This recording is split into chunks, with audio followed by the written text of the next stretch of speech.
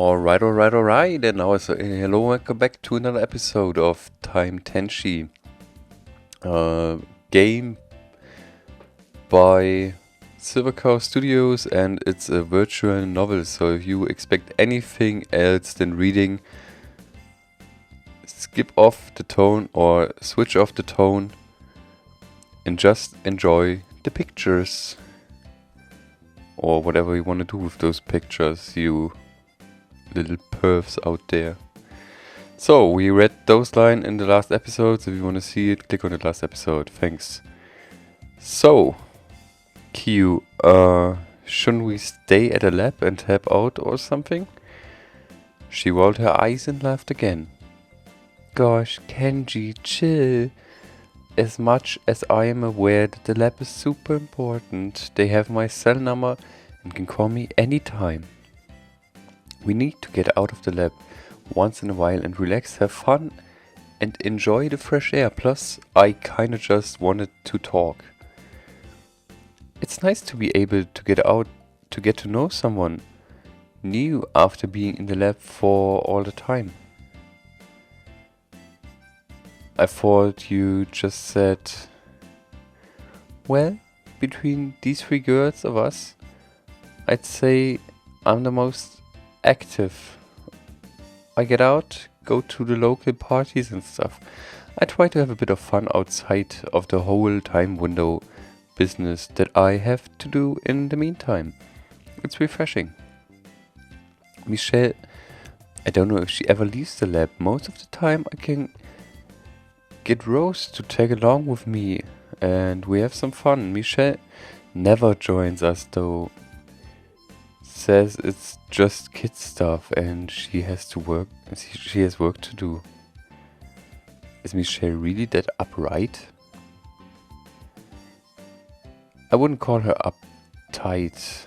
She has a lot of stuff that goes on in her mind. She maintains the time window like it's a firstborn child. Man, so my grandfather, his plans were really taken over by her, weren't they? I have to say, Tensai really just wanted to make something. He wanted to make that push. I'm sure you've heard that already a million times. Michelle, though, she wanted to do more. She took much greater interest in the time window than Tensai after a while.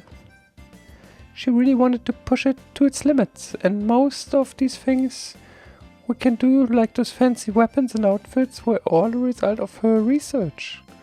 She's always looking out for us, even if she does seem stern and controlling. I nodded and went silent, letting us walk together as we stepped into the small suburb. Eventually, we got to the store. Yeah, and now see what we can buy and see what she is wearing. Do you really think you would go shopping like this, or your girlfriend, wife, whatsoever would go shopping like this? I don't think so. I can see her, whatever you call that, I can see her nipples. And I can imagine what's down here. I missed the title of it, but before I knew it, I was surrounded by women's lingerie. What? Shh, Kenji, calm down. Look, I was very dumb yesterday. I left my bra on when I went through the time machine. So I wanted to get a new one. So everyone that doesn't know, we can go, or we can travel in time, only backwards, not forward. We cannot see the future, but we can see the history. And whenever those girls travel in time, their boobs start to grow. So when she leaves her bra on, her bra explodes. So this is why, I think you will see it later when you continue watching this Let's Play. So you will kind of get an idea what's going to happen and how big those things can become. But now, Kenji, does that happen often? More often than I'm willing to admit, perv. Oh, no, I didn't mean... Shut up and help me look. She took my hand and giggled playfully, pulling me deeper into the racks of clothing. I was slowly realizing how risky her current outfit was and was wondering how she was okay wearing it even in public. I thought it was just an around the lap sort of outfit, but apparently not. As I just said, this is not an appropriate dress for being in public. She held up a lacy black bra and held it to her chest. How's that, Kenji?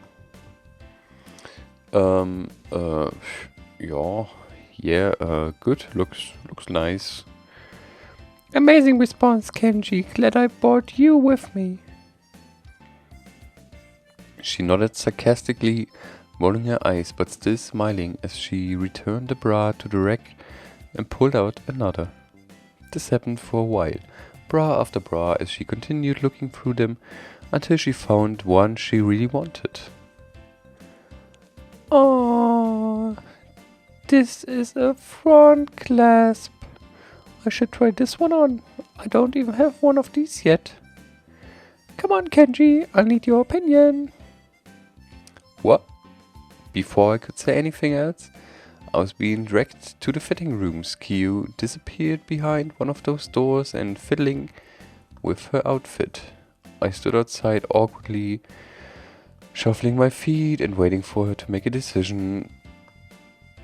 Suddenly, the door flew open to reveal Kyu. And now you guys know where we got our thumbnail from. Boom! 100 points. What do you think? Kyu, do you really think it's okay to be just out in a bra and nothing? Just hurry up and give me your opinion. Does it look nice or what? She held her hands up to them, and I had to try my hardest to keep from having a nosebleed. I nodded, giving a slow thumbs up. She giggled again, shutting the door, and finished up her business. She's doing this on purpose, isn't she? I muttered that to myself before the door swung back open. Kyu being fully covered again, much to my relief. Fully covered. I would not say this is fully covered. She took me by the arm and went up to the front counter, paying for the piece of lingerie before escorting me out with a smile. Thanks again for coming with me, Kenji. It's no problem, Kyu. I just kinda wanted to get your mind off stuff, off the lap of that incident. I could feel things suddenly go very serious, the mood shifting dramatically as she said the word incident. Yeah? I'm sorry. I shouldn't have brought it up. It's fine, Kyu. Really. I think I need to talk about it eventually. I just don't know if I'm ready yet or not. I felt her hand slip around my arm until she took my hand in hers. I looked up and saw her look me in the eye. Comforting yet direct. If you ever need someone to talk to, Kenji, I'm here, okay? I may not have known you long, but we're friends now. That's the way things are when you join up with us, okay? I took in her words before letting out a slight nod, giving her a smile. She beamed back at me. Good, now let's get home. She paused and let out a yawn. I'm tired. Oh, I need to lay down. Well, too bad. We've got a mission to take care of. Oh, what now? Come on, Michelle, I just got home. Should have thought of what could happen before you left Q. Now, go get ready, Kenji. Get up to the front deck. Alright. Q, slightly miffed, went back to her room to get ready.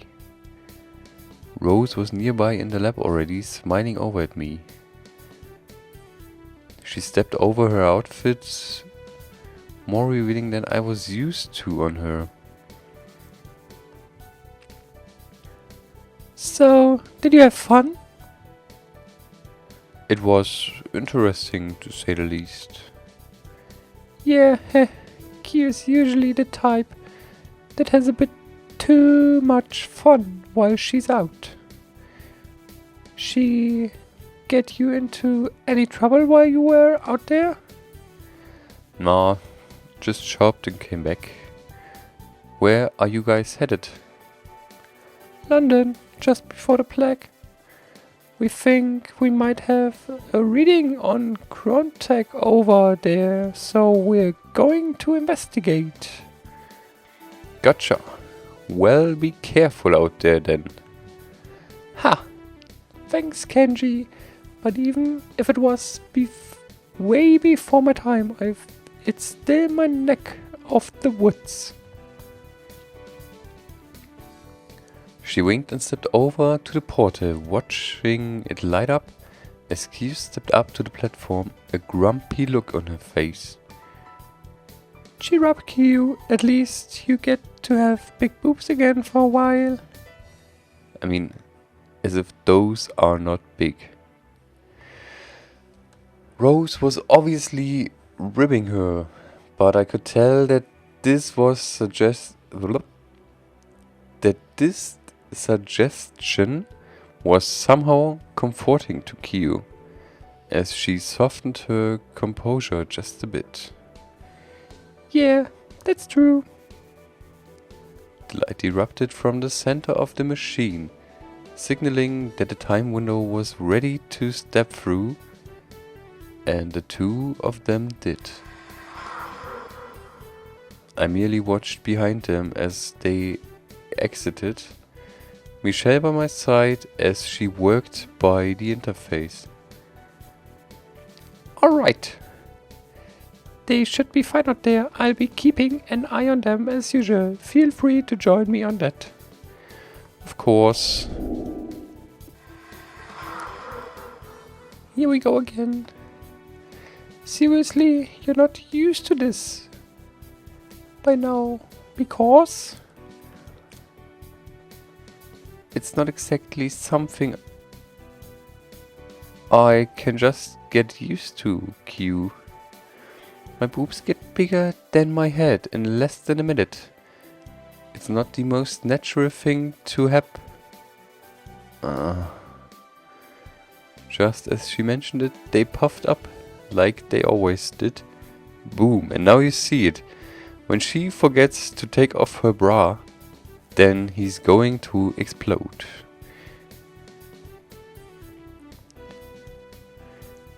Q watched as a friend and teammate struggled with a growth and giggled as her own bust began to push outward into her clothing. Now concentrate on this area where the pointer is right now. Boom. She really enjoys it. Forget about the text, just enjoy the picture. She likes it. She likes it, this Q girl. Do yours feel good when they grow too? Rose said nothing, merely biting her lip and nodding, trying out to block out the feelings Q had just brought up. Well, moving them around isn't gonna help, silly.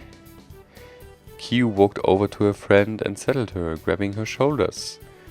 There you go. Now No one else doesn't help the feelings? What?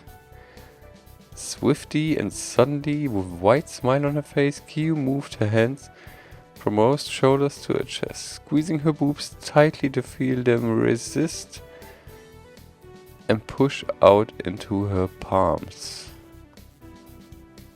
Rose nearly screamed, pulling away from her friend and panting, exasperated from the feeling.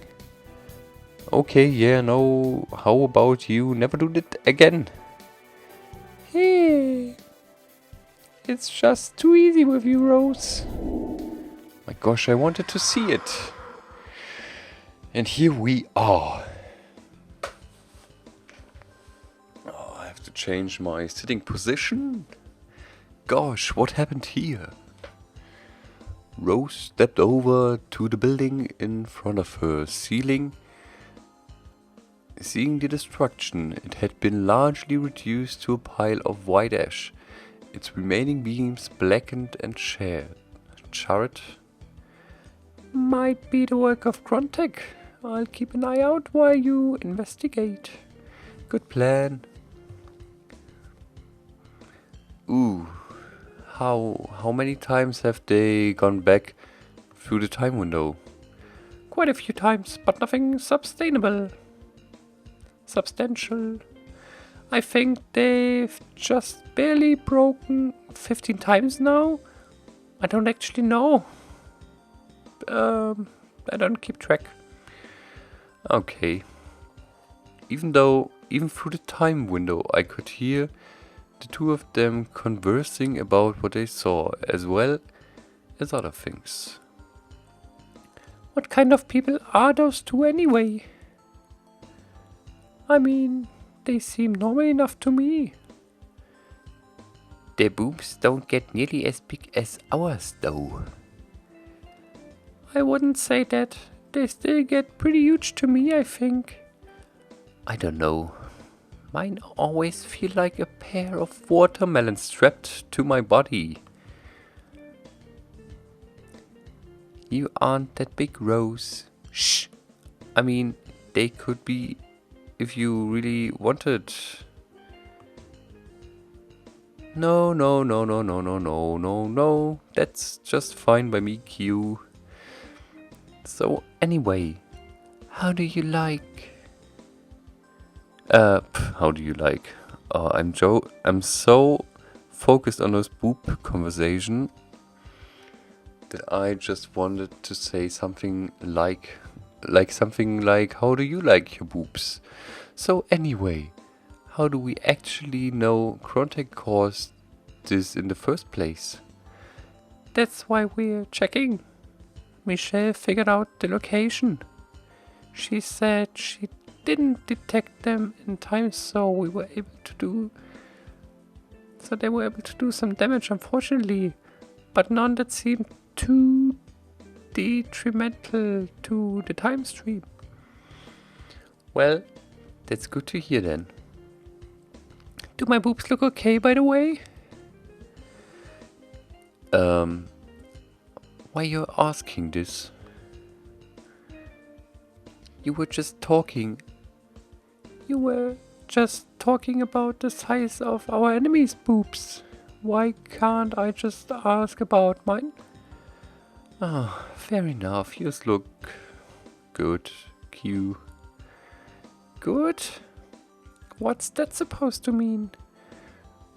I mean, you carry them well, I guess. What would you want to do?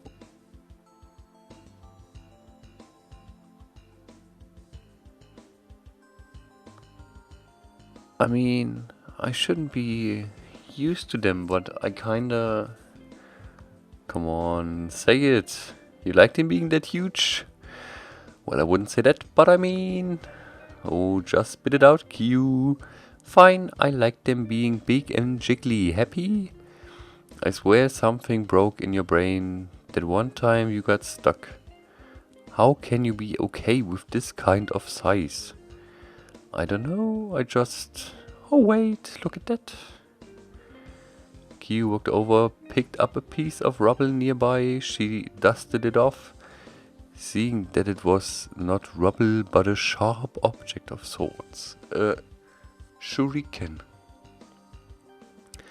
Why would they leave this behind?